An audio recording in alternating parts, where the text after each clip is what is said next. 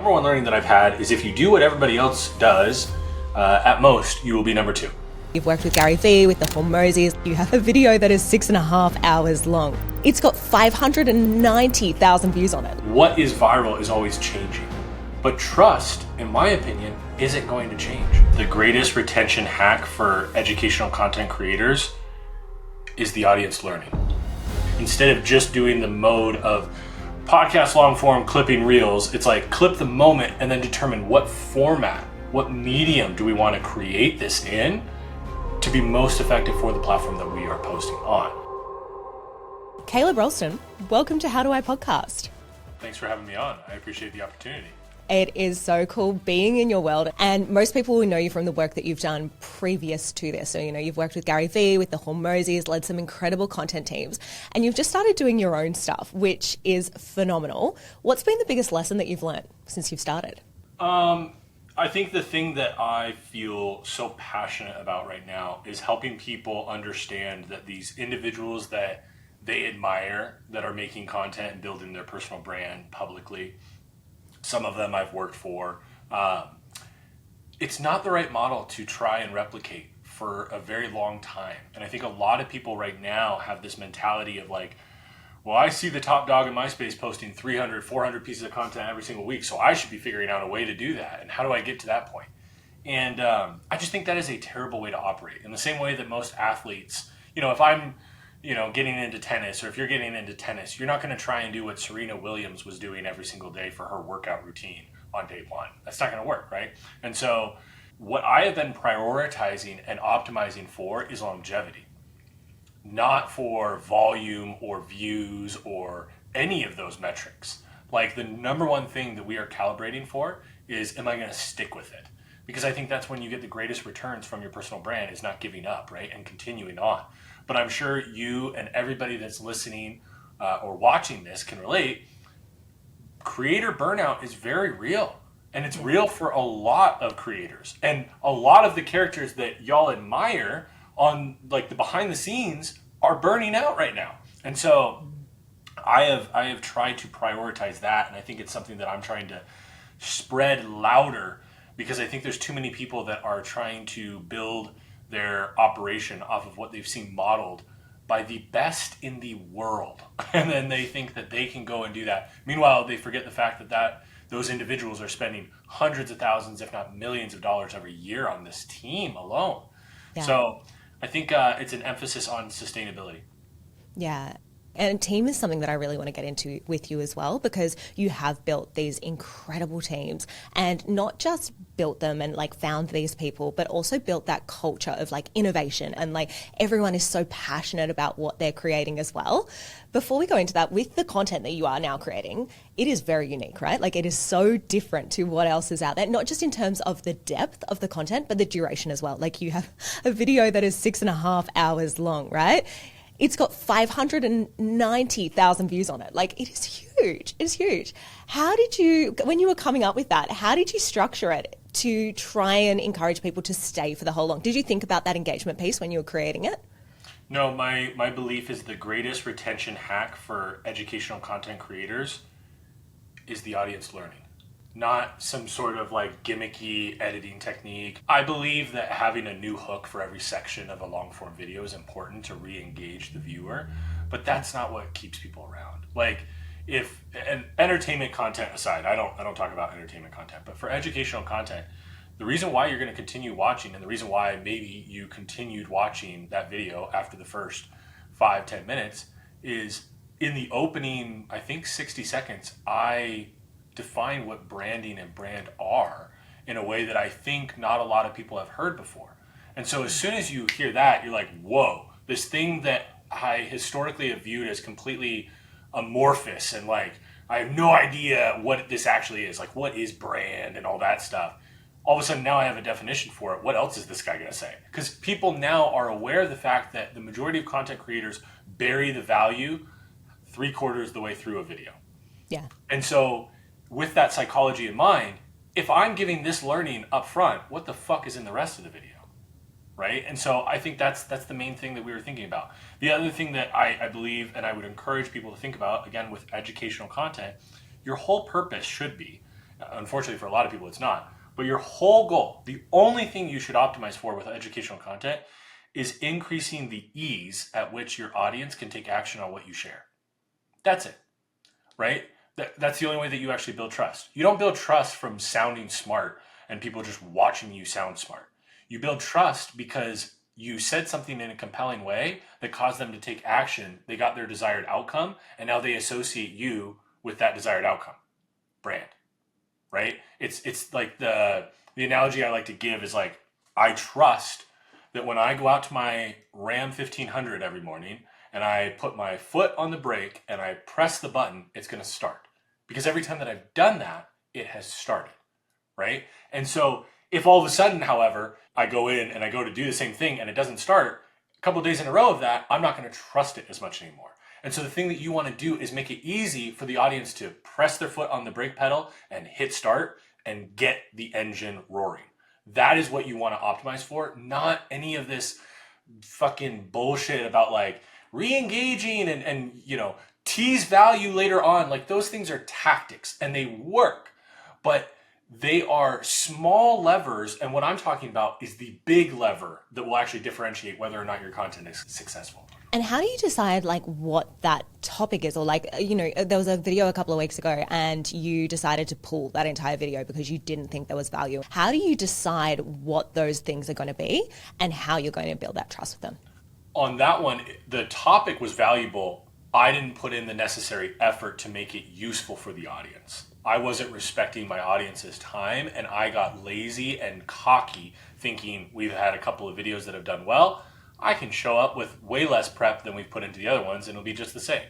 And within 15 minutes of filming, I was like, oh my God, this is horrific. I'm an asshole. I have not respected you guys, the people that are consuming this, your time. How we come up with topics though, again, if we are a entrepreneur trying to grow our business with our personal brand, what you want to do is you want to determine what are the very painful problems that your ideal customer is facing. And how do you make content to help people solve those problems? Back to what I was talking about earlier, making it easier for them to take action. The more they take action and get results, they will increase their trust in you. And the more that happens, the more likely they are to take you up on an offer that you put out into the world. And so topics, like a lot of people will tell you on topic creation, start at 1 of 10 or go to your competitors and see what your competitors are doing. I love 1 of 10. And I believe in looking at what's working well online. But what I do not believe in is using 1 of 10 or your competitors as your starting point for your idea. I believe that's where you go for your wrapping paper. And we can get into this more if you want. But basically, The way I describe it is you're going to identify your problem and solution, right? The problem, the very painful problem that your ideal customer faces, and your unique approach to solving that problem. That's the gift. That's the beautiful little gift over here. But what do you got to do with a gift before you give it? You got to wrap it.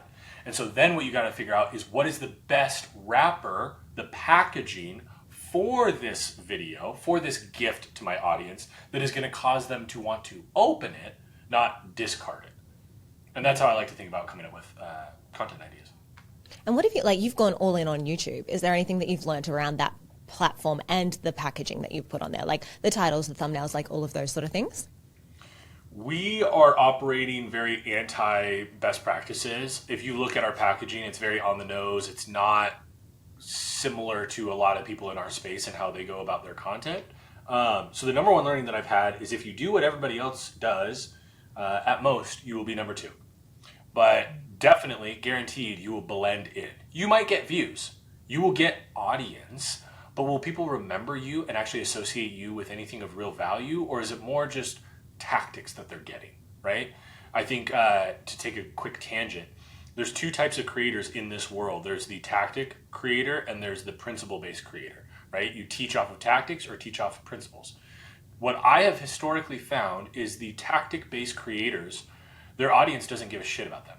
They are only there for the tactics being given. And what I'm about to say is going to sound weird coming out of my own mouth talking about me, but I do principle-based teaching. And I think my audience, the audience, even that feels so weird to say, the audience that is gathering around my content, I think that they are curious on my opinions on a lot of different things, not just looking for the next tactic from me. And I believe that that creates a far more loyal, interesting audience that I am capable of pointing in a direction that I so choose down the road for the business that I'm trying to build. And so I think if you do what everybody else does, you'll look like them. So you need to figure out what is everybody else doing, and then you have a list of things that you're going to do the opposite of, right? Like, for example, you mentioned my 6-hour, 22-minute course that's free on YouTube. The majority of people that talk about content and brand strategy, they have a course that I would subjectively say is not as good, that they charge a lot of money for. And so I was like, cool, what is everybody doing? I'm going to do the opposite. I'm going to take what they charge for, I'm going to make it better, and then put it out for free, right? Something fundamentally different than what your industry is doing, and that's how you make a splash on YouTube. Yeah, and I think the coolest thing that I've seen when we were going through some of your videos as well is the comment section as well. Like, not only are people watching this video and recommending it and talking about it with their friends, but like the engagement that you get, and then I guess that community building that you're doing there as well is going in and answering some of their questions and then using them to build the next video as well. Like, you've built this whole little ecosystem and community, which is a really cool thing. Has there been anything that's really surprised you about the content that you've created and this whole kind of movement that's started? I mean, everything. I told Trevor, my content director, that I would like to one day, not in the first year, one day hit 10,000 subscribers. I felt like that was our ceiling. Our goal for the course, I say 3 numbers because I can't remember what I told him, so I want to always be accurate, so I'll present 3 different potentials of what I said. I either said, in the first year, my goal is 1,000, 5,000, or 10,000 views. That was the goal in the first year, and I would have been fucking stoked about that. That would have been a huge W. Because I was thinking, like, 6.5 hours, I was doing it for a couple of reasons. One, it was a brand positioning move, right? Like, instead of 13 videos that are 20 to 30 minutes each, one big staple piece, my theory was like, that will stand out, right? Who else is doing that in my subject matter, in my niche, in my lane? Very few, if any. The other thing that I was thinking is, this gives Trevor, my content director, a lot of ammunition for ideating on future content, because I've just given him a ton of context, right? He has 14 hours, because we filmed 14 hours and cut it down to 6.5. He has a lot to work with for future ideation. And the third one being that, and this is crazy, I never could have imagined the amount of people that would have gone to download the free workbook. We have over 30,000 people on our email list, and we've only been promoting it through that video and then the video that we released in September, which is literally only a month ago. So I can comfortably say we got 27,000 people minimum on our email list off of one video. Not paid, organically earned on our email list in our first 10 months. Like, that's absurd. And so I never could have predicted that. Do you think that that's something that's any like long form content creators should be doing if their goal is to build an audience, to provide like a free resource or something like that? It's so hard because I've had some people DM me that they did this and they clearly put a lot of work into it and it's getting them wild results. There's one guy he does like day trading, I guess, and he put out like a 10-hour one, and it's got like 1.5 million views for him on his channel. It's crazy. He's gotten a ton of students for his community, all this shit. But I also get DMs and emails from people that are like, I tried your method and it didn't work for me. And I click on it and I watch the first, 60 seconds, and I'm like, oh, well, I mean, you didn't work for you. Like, you didn't put any effort into this. You built it like it was a free thing. The key to this, if you are going to do this, is the frame that I had is like, I told Trevor, we're going to build this like we're going to charge 10 grand a pop for this. $10,000 per person to consume and go through this course, and then we're going to put it out for free. And with that mindset, like, we invested, not including salaries, just other costs outside of salaries, we put like, I'd say 15 to 20 grand into it, which for a lot of people hearing this, that's not a lot. For some people, that's an insane amount, right? In my second month of being in business, for the first time ever, that was a fuckload of money to invest in something, that wasn't going to immediately ROI positive. It's not like we were charging for it. It was free. We did a $15,000 to $20,000 bet. But what I will say, though, to answer your question more concretely, because I gave you kind of a cop-out answer, I do think people should do it. I think they should really strongly consider it. Couple qualifiers. If your main source of income or a huge percentage of your revenue in your business is due to selling a course, don't do this. Or at least figure out a different business model than that, and then utilize this as a way to actually garner true qualified leads that are warm as fuck. They're like, like the people that watch that and go through that with the workbook, they trust me a shitload. We've spent a lot more time together than most YouTubers spend with their audience in a year. Think about the total runtime. If you're averaging 10 to 15 minute long videos, it takes a lot of volume to actually do the amount of runtime that I've done with the limited amount of videos we put out. We put out 8 videos to date, and like, I want to say we probably have 14 to 16 hours of runtime in 8 videos. Like, that's crazy. And so I think that's something that, you really want to be thoughtful around. The other thing too, just to really, really like hammer this, don't have the expectation that it's going to do what mine did. If I went into it with that expectation, I think I would have been fucked. Being that I went into it being like, okay, if I can help like 5 people, maybe get 1 client from this, and maybe get 1, 5, or 10,000 views in the first year, by having that, if it wouldn't have hit 590 or whatever you said it was, then I wouldn't have been disappointed. Versus if I went into it being like, this is the thing that's going to make my business, and then it tanks, that's a shitty spot to be in. So there's a lot of different things that I would say that you want to be careful of. But yeah, I would encourage people to do it. I think it's a very interesting exercise. It also causes you, if you've never done a course level piece of content, it causes you to crystallize a lot of your thoughts and beliefs and create frameworks where maybe you don't have them than maybe any of the other content you're currently making. And I think that trust piece that you mentioned, like we see this all the time with the clients that we have who have a podcast or have started that, they get people who jump on sales calls and they are like in. They don't need to, there is no sell, there is no anything. They've consumed enough content, they've got that trust, and they are so excited to work with them. You had like an audience beforehand, an audience in inverted commas, but you've got that reputation, you've built that trust through the credibility of what you've done before. If someone was starting a channel, and like we're talking podcasting, right? And they're wanting to grow an audience and they're wanting someone to consume long format content like this video that you've created, how would you encourage that they get people to listen to that in the first place? If you have not done anything exceptional with your life or your career, the likelihood that people are going to want to listen to you is lower, right? If you are not wildly jacked, the likelihood that you're going to win the Mr. Olympia is lower. If you are not, an extremely attractive dude, which I am not, you are not going to be a good model, right? Like there's these like realities to life, right? Like if you're not tall, you might not be good at basketball, right? If you can't process information well, you're probably not going to be good at running a live call-in show like Dave Ramsey or something like that. And I say all these things because in content, people got it a lot fucked up right now, which is they think that they can just make content about very simple, basic things and expect a lot of people to want to tune in. But look at your consumption habits. Are you consuming content from anybody that hasn't done something interesting? Probably not, and probably not that many. And if you are, you're not consuming them for their brand. You're consuming it because it's based on your interest preferences on your social algorithm, okay? So the number one thing is if you haven't done something wildly impressive or unique, and by the way, you can chunk down who you speak to make it more impressive and more unique, but if you don't have that, then I suggest you take on the frame of you are not an expert, and so you should not be teaching like you're an expert. You should be the learn in public, not build in public. And this is where you are the guinea pig for your audience.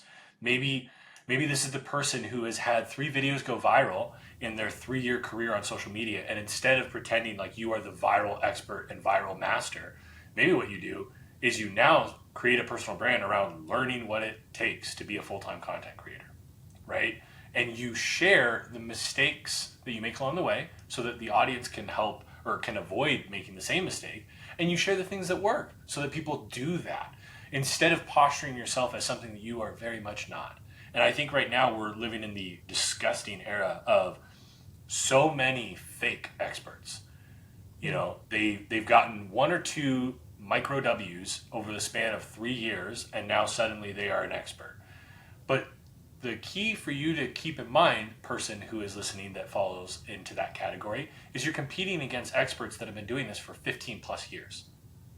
You don't stand a chance in that. There's anomalies, to be clear. There are anomalies. There are people that pop that haven't done anything interesting or whatever. But I don't like to base strategies off of anomalies. I like to base it off of the norm. And the norm is, if you don't have something wildly unique about you, you're not going to get attention like the way that you think you will. So talk to me then, like you've got this long format, you know what is interesting about it. Like you've figured out your pillars, you know who you're wanting to talk to, and you know what you're going to talk to them about and your point of difference, like how you are going to provide value to people. How would you promote that long format content? Interestingly enough, we haven't really pushed or done a lot of promotion for our YouTube content. We'll do like a post on LinkedIn and a post on Instagram, and that's it. And on the back end, the highest that we have seen an external push provide us, I think, is like maybe 400 or 500 views. Like not that many people move from Instagram and LinkedIn. So a belief that we have, that I think is contrary to a lot of people, is your right hooks, and I would classify pushing people to another platform, even if it's valuable free content, is a right hook. Because it's asking them to do an audacious thing, which is leave the platform that they are currently thumbing through right now and go to a completely other one. Which sounds ludicrous when I say it like that, but that is how we all treat these platforms. We're asking them to leave, so that is, in my opinion, a really big right hook. I'd rather save those right hooks for something that is going to have more impact on my business directly, because what I have found is almost every time that you do a right hook, if you don't do a really damn good job of it, it really underperforms. Like all of you listening and watching that are doing your bullshit podcast promo, you know, like the screenshot with like the title of the podcast and 3 bullet points of what's covered with the photo of the guest. Nobody gives a shit. Nobody is consuming that. I will bet. And if somebody listening or watching this has a podcast that actually is successful, please DM me on Instagram because I need to see it. I have to this date never seen that be successful. You have like Diary of a CEO that does these like epic trailers and all that shit. That works. But for the most part, the best version of promoting your long form piece of content is not creating a trailer that cuts off the value at the end and leaves them on the edge of their seat. Because how does that actually play out? We, as the content creator, we think, okay, we've got them hooked. Now they have to know what the answer is. So they're going to leave what they're currently doing. And in the middle of their day, they're going to go sit down and watch a 2-hour podcast. That is absurd. The way that it actually works is they're watching, they're like, oh, cool. Oh, I'm going to learn something. Oh, I didn't learn anything. Thanks a lot. And then they go on to the next. And the thing they're left with is that you just blue ball them. Apologies for the graphic analogy there.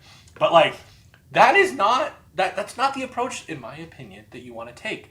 What I like to do is, if I'm going to make a promotional piece of content to drive to something else, my preference is make something that is valuable in and of itself, self-contained, that if I watch this on Instagram and I never go watch the long form, I still got value out of it, right? But ideally, it's valuable enough that it reveals more questions. So it's like I learned something, and in learning something, it revealed more questions that I need answered. And that's what I have found on the back end, but also as a consumer, is the most effective for driving somebody from a short form platform to long form. And so that's what we do. Like if you see on our Instagram, like obviously a 3.5 hour video, we can't put all that value into one Instagram post. But we try to make something that if you were to just consume that, like we did a video in September, 3.5 hours, like I mentioned, it's best brand strategies by following. And the promo on Instagram was a carousel where we take a couple concepts shared in the video and break it down in a graphic format that if you just consume that, it's valuable and you learn. But if you see that, you're like, man, what else does he share in a 3.5 hour video? Then you comment whatever the fucking word is for ManyChat to send you the link. That's how I like to think of it. Yeah, and I think you've done that so well. And something that you've just been recently testing, which I think is really interesting, I'd love to talk about as well, is the 15-minute clips that you've just done on TikTok and now gone over to Instagram. Yeah. Has that driven much traffic, or like what was the thinking behind doing those? Every time I listen to a podcast, I get so excited about all the things I've heard. I can't wait to implement them in my business. And then life happens and I don't do anything with it. And I don't want this podcast to be that for you. I want you to take action and actually be able to implement these things that you're learning today. So head to the show notes or send me the word debrief over on Instagram and I'll send you all the key takeaways from today. Because the difference isn't what you know, it's what you do. Let's get back into the show. So there is this guy, and I'm going to butcher his last name, I think. I hope I'm getting it right. I said it on a podcast yesterday too, but Brian Cochran, he's on TikTok. He did this, and I saw him do it. I believed for the longest time that for what I was talking about, TikTok would never be valuable. And then I can't remember if it was me or I think it was my content director, Trevor. He saw a post of Brian talking about something that he had picked up from one of our pieces of content. He was sharing it with his audience, which I love. The more the message gets out, the better.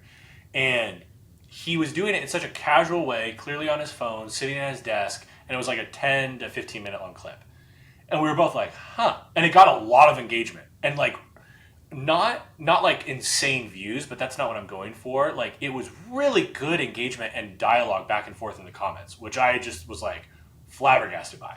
It broke my belief. I had created this stupid belief that TikTok was low value viewers, and it's not. And so we were like, I wonder what it would look like for us to do something like this. So I recorded a quick video after we filmed the best brand strategies video that I just mentioned, the 3.5 hour one on YouTube. We had filmed it. It took, I think, like 9 hours of footage, 14-hour day.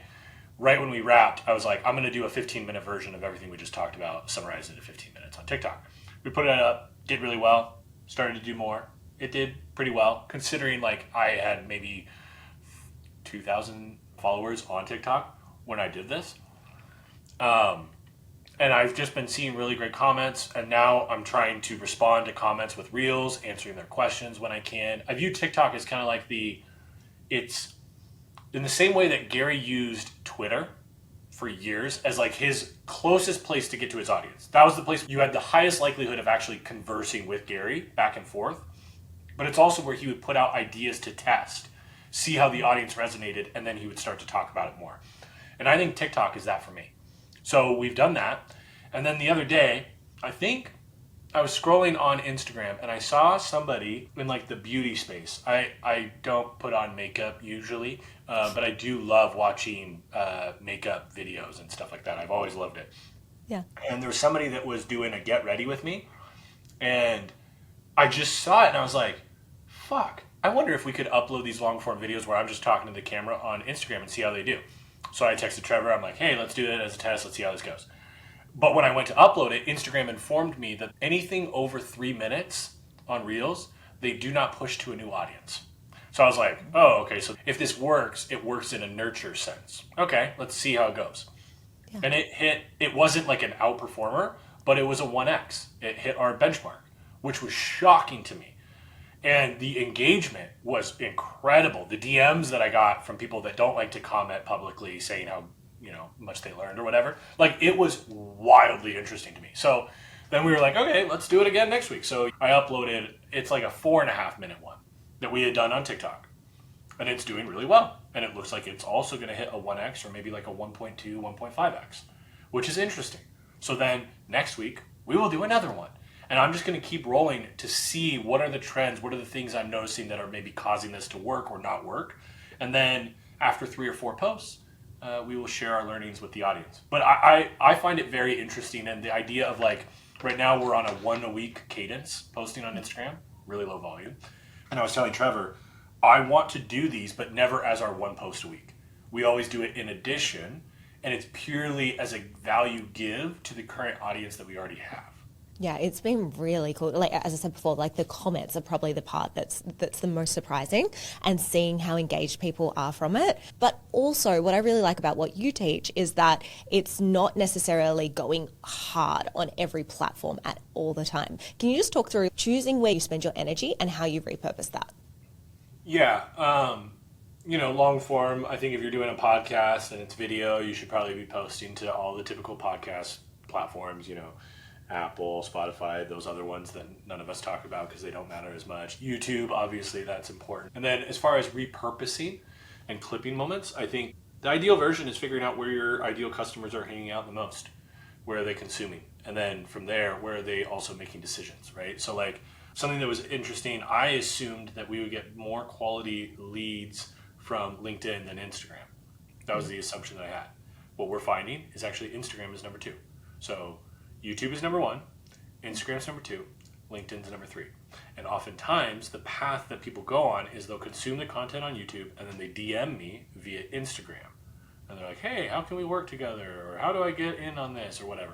And the natural question that people ask is like, well, how do I figure out where my ideal customer hangs out? And the answer I always give, which is so obnoxious for people, but it's true. It's the same thing that I do when I go to a new city and I'm trying to find a metal bar. I ask somebody that looks like they listen to metal. Somebody who's wearing a band t-shirt like I am right now, right? You know, find people that are into the shit that you're talking about and ask them, where are they hanging out the most? And once you ask fucking 21 to 50 people, you'll have a pretty good understanding of where these people are. And that's where you want to prioritize redistributing content. The reason why I don't preach or promote pushing hard on all platforms at once is I just, to the point that I mentioned at the top, I just don't think that's sustainable for most of us. What I believe is I like, and I'm a Lord of the Rings nerd, so I use the Eye of Sauron approach, which is I like to tackle one platform that we're optimizing for at a time. If you have a team, I encourage you to pick 2 secondary platforms that you're also going to repackage or redistribute for, but you have one that you're focusing on. If you're a solo creator, I think you have one that you're focusing on and one that you can redistribute to, right? And so what we're doing is we're just going hard on YouTube, and then Instagram and LinkedIn are secondary. And right now, we just now gotten to the point where we're like, okay, we're doing one a week on those platforms. But I think, yeah, you want to be thoughtful on that. But again, like if you're hearing me say this and you're like, oh my God, in addition to the podcast, I have to make shorts clips. Well, then what I would encourage you to do is go, what is the least scary version of that? One a week, one every 2 weeks, one a month, right? Like whatever cadence doesn't feel freaky, start there and then pick an interval, weekly, monthly, quarterly, where you increase that frequency on that interval. So every month we're going to increase, or every quarter we're going to increase the volume or whatever. And that's how I find you can do this in a way that you're not going to sprint for 2 months and then gas out.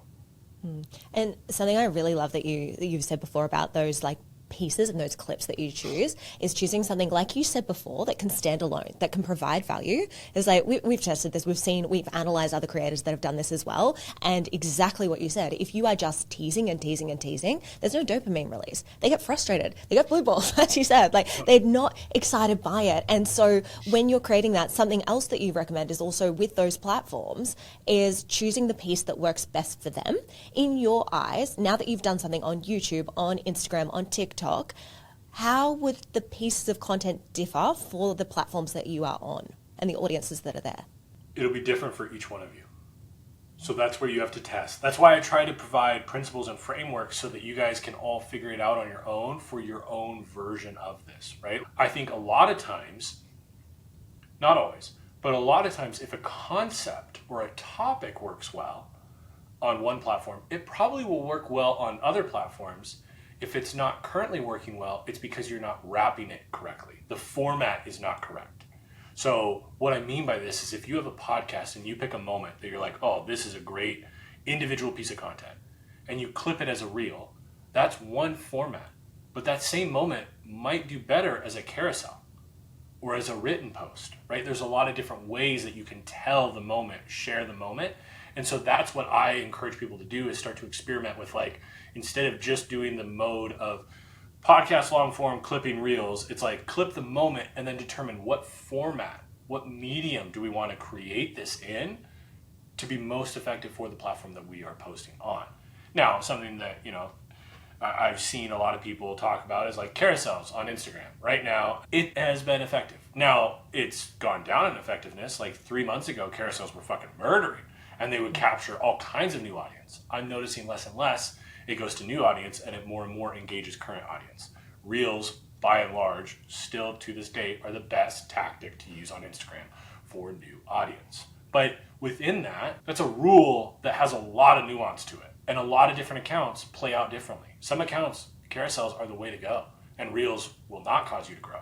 So that's why I extremely encourage individual testing.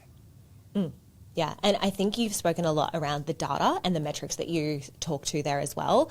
And I think one of your beliefs that I think is really powerful that a lot of people should pay attention to is not necessarily optimizing to go viral, because you won't bring the right people in. Yeah, and I think, something that I said on a call yesterday that I thought was interesting was like, when you're optimizing to go viral, your first thought in making the content is about you. When you're optimizing for trust, your first thought in making the content is about them. And when you make your content about them, it is wild how much more effective it is and how much more they care about it. Why? Because we as humans are selfish. We don't care about what's in it for the other person. We only care what's in it for us. And so I think when you optimize for going viral, there's nothing wrong with going viral. People misunderstand it and think that I'm saying that going viral is bad. Going viral can be great for your business.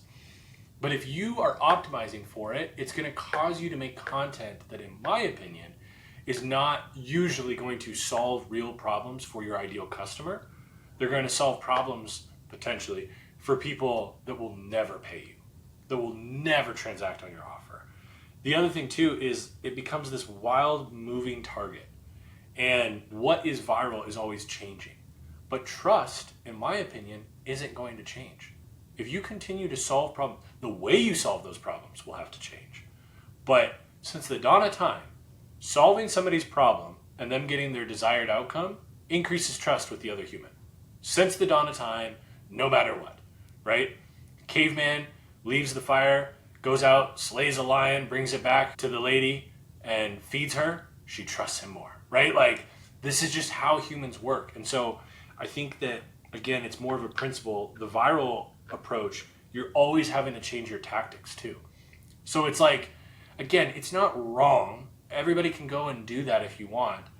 But what I have seen for when I've been on the back end of this experiment, I guess, is whenever I've been a part of doing this, you see that subscribers and views go up, right?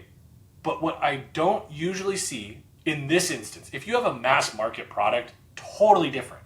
But if you have a high ticket offer and you make educational content, I find that as your views go up, because you're optimizing for virality and you're making content that is super wide and has nothing to do with your core offer or what problems you solve, views go up, sales go down. Not stay the same, they actually go down.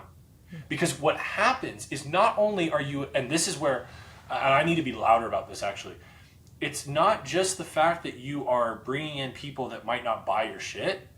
More importantly, the content you're making is not to the level that the people that will buy want. And so you start alienating the actual customers, right? Like, they're tired of hearing about your fast food fucking order. They don't give a shit about that. They're not here. Nobody following me. I'll probably make a video like that just to be funny and silly.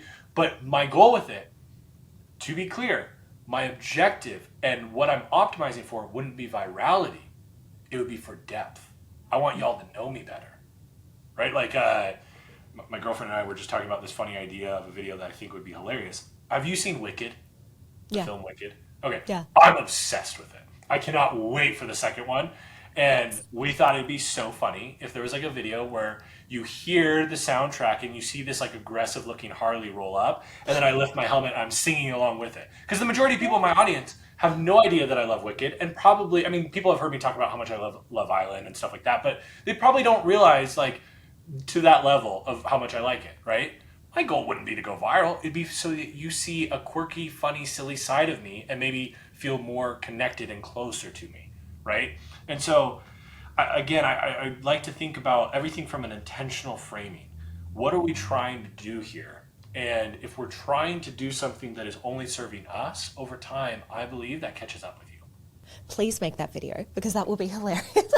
I love that. But what I can hear with everything you do and everything you've taught and every piece of content I've consumed is that your audience is at the heart of this and delivering value for them and delivering quality, like things that they think is quality, not that you think intrinsically is quality. And I love all of that. You talk a lot about, if you want to stand out, you need to have a contrarian opinion. You need to have something that you stand for. What would you say to someone who's struggling to figure out what that is? They're probably not in it enough. They haven't been doing what they're doing long enough. Because anybody who's really like actually deep in the weeds of what they're doing, they got a laundry list of this shit. Like I could tell you 20 different things that people in my industry espouse as gospel and doctrine that I think is just like horseshit. So I'd say if you don't have one, that's fine. Don't manufacture one. Don't be controversial for controversy's sake. That is the biggest mistake people make and misunderstand me saying this is like, I'm going to be controversial. No. I say contrarian take, not controversial take. Two different words and very different meanings. You want to show how you are different than the market, but it needs to be true to you. So if you don't have that today, then keep doing your thing until you are able to inform or able to articulate what that is. And I think like there's so many powerful tools now as well. Like you can brainstorm with ChatGPT, you can feed your transcripts and you can try and figure out what it is as well, which is so useful. Yeah, the one thing that I will say though is, and this is where I would caution people, if ChatGPT writes your contrarian take for you, it's going to be very hard for you to say it in a compelling way. You guys can hear the passion that comes through when I talk about optimizing for trust, not virality, because I've had years of seeing people preach the opposite. And I've had years of people coming to me being like, I fucked up my personal brand because of this. And so like, I am lovingly angry about it and I feel compelled to share it, right? That's what I think you want. If you don't have that, then it's like, I think people will see past the shit and they'll know that it's a tactic rather than like a true belief that you have. Yeah, you can hear it on the microphone and then people get behind it because they know how passionate you are about it. And I could talk about this for hours with you. And I think if anyone wants to build a personal brand, like you have to go and listen to that video and download the workbook because it will literally change your life and the way that you approach content creation. The thing that I am so excited to talk to you about, Caleb, is building content teams as well. Because you have built some of the most phenomenal teams. You have Trevor, you create the most amazing content yourself as well. And you've got the video that you've referenced a couple of times around managing that team, which I personally learnt a lot from. I think for myself, I always felt like, especially when we were doing contract work, I was like, oh, the editor is the problem. And I listened to that video, I was like, no, it's me. I'm the problem. So there was so many light bulb moments in that, Awesome. which was That's really so cool. to hear. I really loved it. It was such high value. Thank you for making that. For everyone listening, they have a podcast. They may be doing it by themselves. They may be bringing in a team already or starting to build one out. What I'd love to know is how do you find those people? Now, with teams that you've built in the past, you have also had a figure, a person with a very extraordinary personal brand who has helped to attract talent. If someone didn't have that, what would you suggest they do to bring in that person for that team? Yeah. If you have some sort of audience already, I would encourage you to first start by informing your audience that you're hiring this role. I don't have some massive personal brand. I really don't. It's very small in comparison to a lot of the ones that I have worked on and been a part of. But even with my tiny little audience and pocket of the internet, my chief of staff, Kate, absolute gangster, comes from Salesforce, savage. She found out about me hiring this role from a LinkedIn post, organic LinkedIn post, not paid. Now, people can make arguments like, oh, you got a lot of really valuable connections on LinkedIn. Sure, whatever. But like, I also didn't just like wake up one day with those, right? Like those happen for a reason. But I would say make your audience aware of it. The other one that I do recommend, and this can be hit or miss for some people. I've heard great things. I've also heard like this was a waste of time or whatever. But YT Jobs, YT Yes, Jobs. I found this last week. Yeah, it's really great. So this is a job board. Actually, I've been talking with the CEO of the company a little bit here and there, and I think they're making some really cool improvements and updates to it that'll be really useful for people. But basically, this is a posting board where there's a lot of creators or creatives that are posting they are available for hire, and they'll put their work on there. The other benefit is you as the person who is looking to hire can post a job posting on there, and it's just a more concentrated pool of candidates that understand YouTube and like social content, like content of 2025. It's not somebody who worked on, some HGTV show in Nashville for a couple of years as a producer and has no idea what to make for YouTube, right?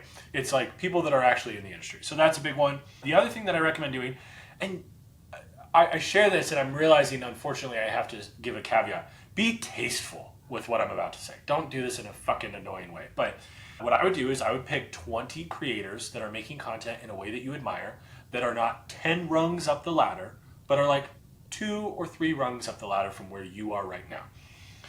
And what I recommend is you start getting, in a respectful, not weird way, you start stalking them. You follow them on Instagram, and when they post on their Instagram stories, you have the notifications on, because every once in a while, these creators will share a story during a film session and tag their team on it.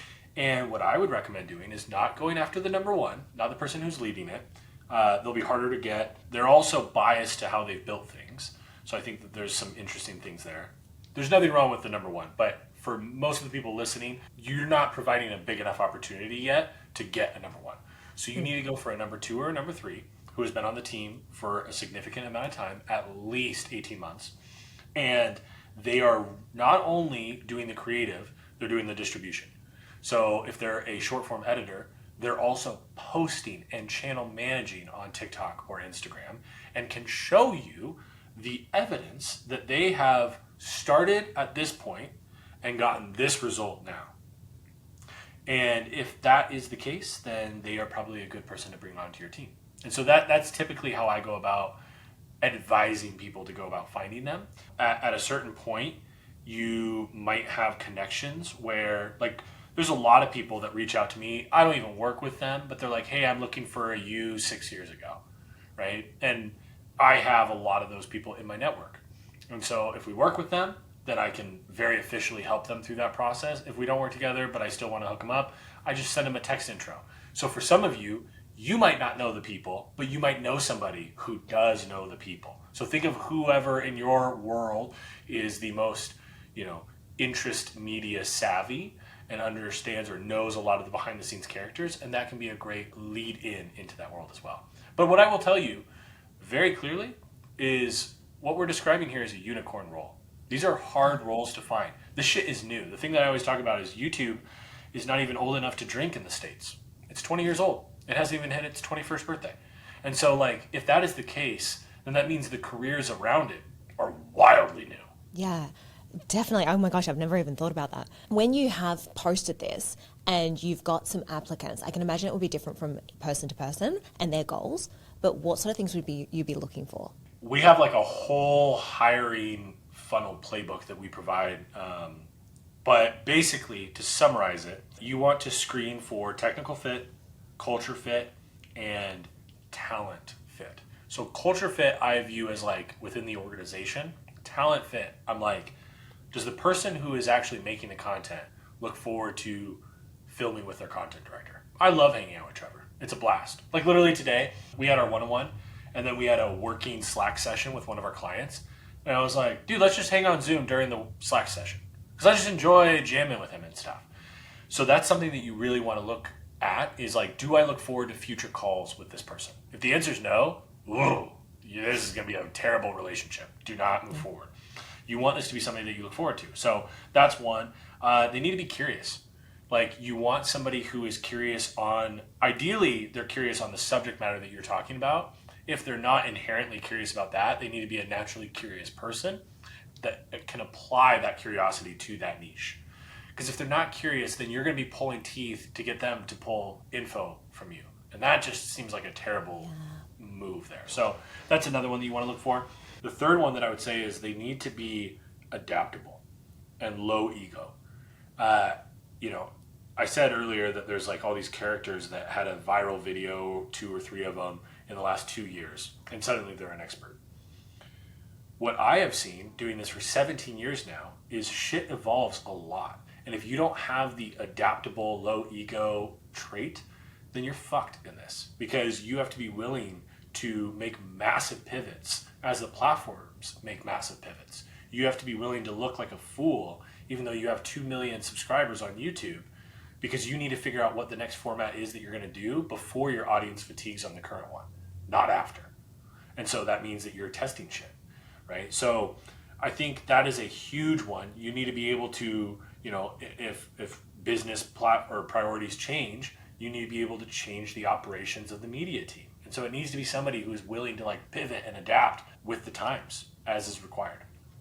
And how do you create that high performance culture, the culture of people that want to innovate and they are curious and all of that, when you've got contractors as well as part of that mix?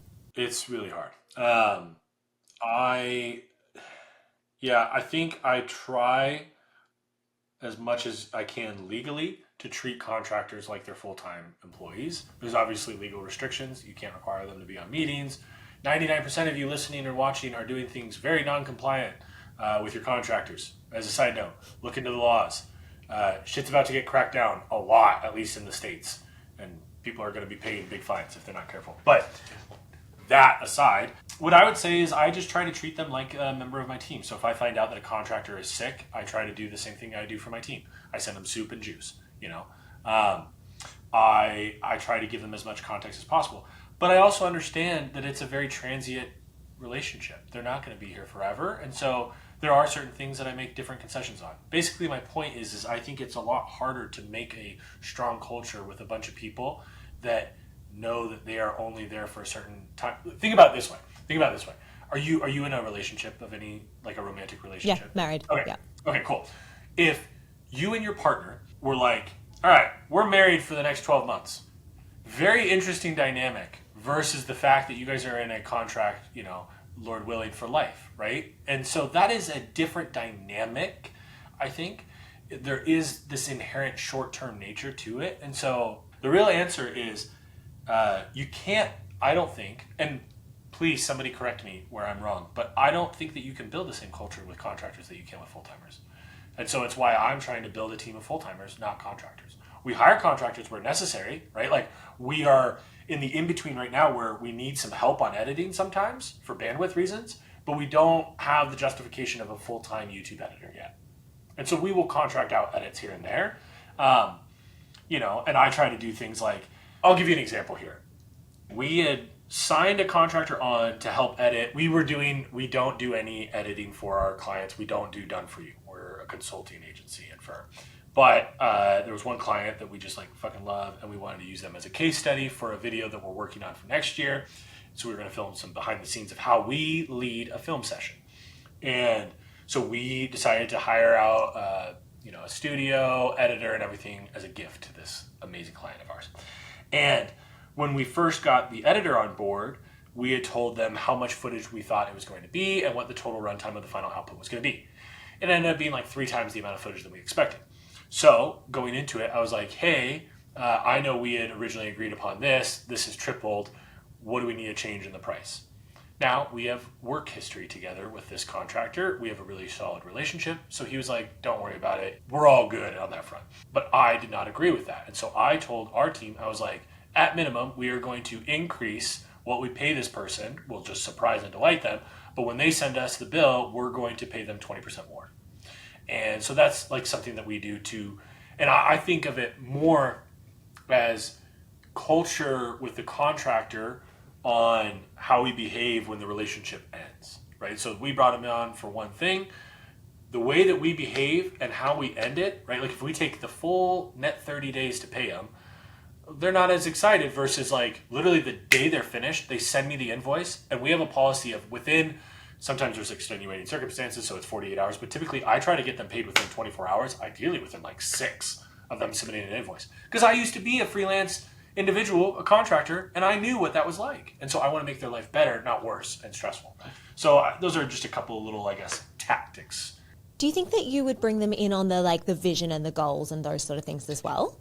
Oh, absolutely. Well, when possible. So the best brand strategies by audience size, we actually hired that out to edit. Trevor did the first pass, and then we brought on Mardochi, gangster editor. He's awesome. He's a savage. And I think Trevor gave him a lot of context, but he wasn't involved in the pre-production. Mainly just because we didn't know that we were going to be doing that, and then we realized like, oh shit, we're traveling and we won't be able to get this video done in time, so then we had to bring him in. Do we give him full context? Yes, as much as possible to understand what the big vision is, how it fits within inside of our overall content strategy, all of that. But I think it's really dependent on the project. But that's the ideal. Yeah, definitely. And I think if anyone is going to be managing one of those teams, like it's one of the most valuable videos that I've ever watched myself personally. Take notes, grab it. And I think the culture and the high performance, you go into so much detail in that. And I think it's really important if you are leading a team or wanting to do anything there. Amazing. Okay, Caleb, I have some mic drop moments, which are my version of rapid fire questions for you. What is a podcast that is regularly in your rotation, and why do you keep coming back to it? Joe Rogan Experience. I have been listening to him since I was a youngin' in high school. I think my buddy Aaron Hale and I first discovered him on episode like number 4 or 5 of his podcast. And despite what pop culture gets incorrect about him, the reason why I come back to him is because he is one of the unique and few individuals that instead of picking one ideological view based on a party, he picks and chooses what he actually agrees from each one and forms his beliefs off of that, and has very interesting guests that don't align with some sort of party narrative, and I love that about him. That contrarian belief that you talk about all the time. Best piece of advice you've ever received? You have to be selfish in order to be selfless. Got that from Gary. Yes, I love that. It's very good. A creator that you get inspiration from today? Adrian Purr. OMG Adrian on Instagram. If you're not following him, you absolutely should. We just dropped a video. It's advice for creatives in their career. I think we just changed the packaging on it to test. Right now it's like how to get ahead of 99% of creatives. Before it was if you struggle as a creative, please watch this. And it's filmed throughout London, and it's completely inspired off of his style. Very cool. Very cool piece of content too. What's the craziest piece of content that you've ever worked on? Trash talk. Editing trash talk for Gary. I used to go in on Sundays, get the footage from David, D-Rock, and I would start editing. And basically I would do 12 to 14-hour days, Monday, Tuesday, Wednesday, and then Thursday I'd go in at 6 a.m. and I wouldn't leave the office until 2 or 3 p.m. on Friday after it went live. Yeah, wow. That was the most insane shit, actually. Yeah, that is crazy. But look at what it built into. Like, we've been so cool to be part of that. What's one piece of advice you'd give to anyone wanting to start or grow their podcast? Figure out what it is that you are trying to achieve by making this podcast so that you know how to measure whether or not it's working or not. The most tragic thing that I hear a lot of people say is, Caleb, I've been making content for 2 years and I don't even know if it's working. And it's like, oh my God, that is just the most disgusting place to be. It's because they never figured out what they're trying to accomplish because of building this personal brand, because of launching this podcast. And so they don't know how to measure whether it's working or not. So figure out why you're doing this, what you're trying to accomplish because of it, and then know that that is your way to measure whether or not it's working or not. Love that. Caleb, thank you so much for coming on. This has been so powerful. We'll pop everything in the show notes, links to the YouTube, the workbook, all of that. Where's the best place for people to connect with you if they've loved anything from today? The place that I would direct them is, if you liked this, you should definitely watch the free course on YouTube. And if you want to send me a DM that I'll do my best to respond to, Instagram is probably where I'm most active. Thank you so much. It's been amazing. And yeah, thank you for coming on. Thanks for the opportunity. I appreciate it.